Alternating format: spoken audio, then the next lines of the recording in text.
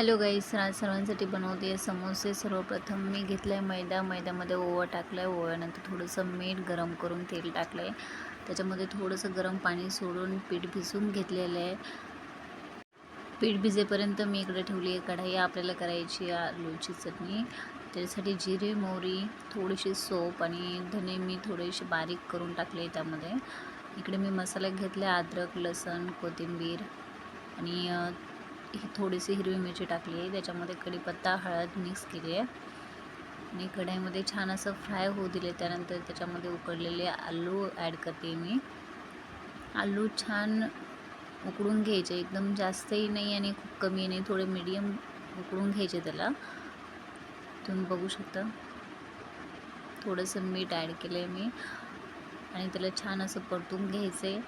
आलू उकडलेले असतात आणि मसालाही आपला फ्राय झालेला असतो, त्यामुळे जास्त काही त्याला फ्राय करायची गरज पडत नाही. त्यामध्ये थोडीशी कोथिंबीर सोडली आहे. कोथिंबीर सोडून मी त्याला हलवून घेते आहे. आलूची चटणी आपली रेडी झाली आहे. आता आपण करूया समोशाची तयारी. तर समोशासाठी जो मैदा भिजवलेला होता त्याची पोळी लाटून घ्यायची छोटी. नंतर समोशाचा आकार द्यायचा आहे, त्याला मधून कट करून घेऊन. आणि त्यामध्ये जी आपण आलूची चटणी बनवली होती ती चटणी थोडीशी मीडियम थंड होऊ द्यायची आहे आणि नंतरच भरायचे, म्हणजे समोसे फुटणार नाहीत.